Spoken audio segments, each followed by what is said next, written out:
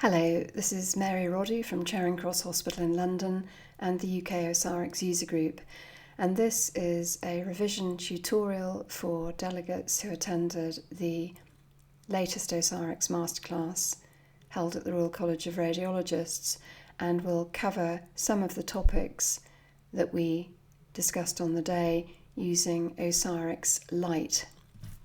Before I open OsiriX, you will notice that the pen drive that you were given is plugged into the computer, and that contains the sample cases that we will be using.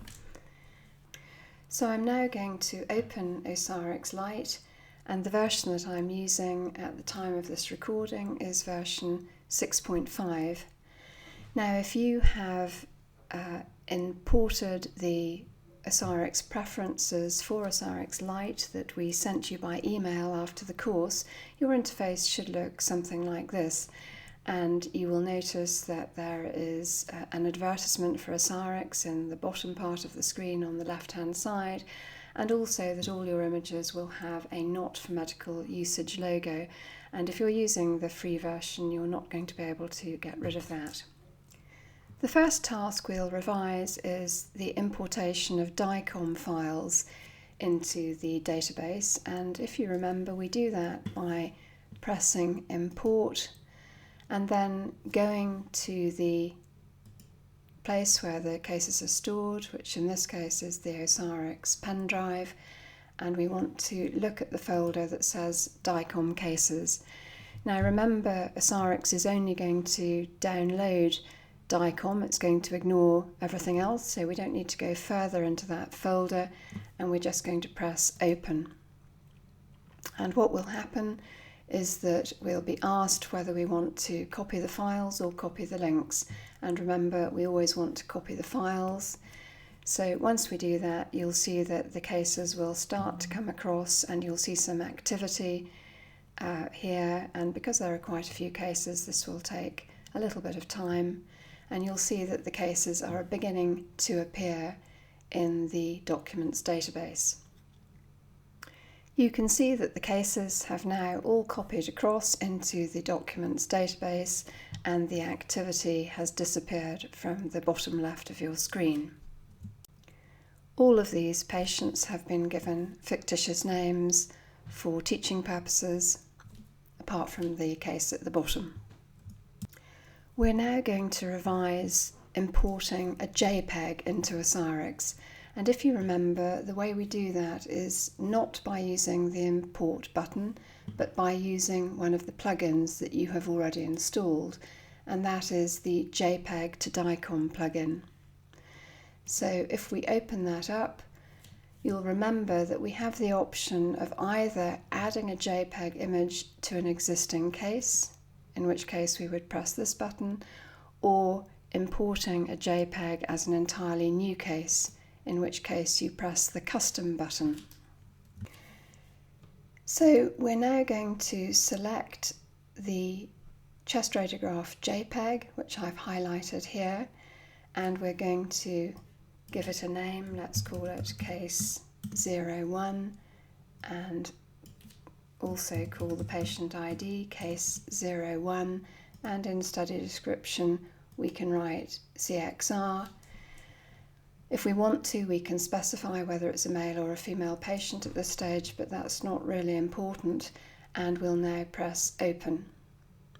And now you'll see that there is a case in the database called case 01, and here is the chest radiograph that we have imported from a JPEG file. It's now been changed into a DICOM image. These images are not as fully functional as DICOM, but are very good for teaching radiology and have the great advantage that they have no patient identifiers and are therefore fully anonymised. This is also a really useful technique if it's difficult to export DICOM files from your own hospital packs. The next thing we're going to revise is how to import series of images on JPEG. So again, we're going to go to the JPEG to DICOM plugin and open it up. and this time we're going to select the MRI of the knee. You'll remember that if I simply import the MRI knee folder, the images will all be mingled into one big series, so it's important to highlight the separate series within the folder before you import, and we'll call this one case 02, and this time we'll call it MRI knee, and we'll press open.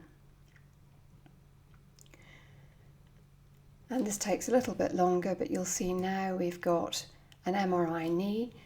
Because we highlighted the different series in different folders, they've all been imported into separate series, which is helpful for teaching purposes.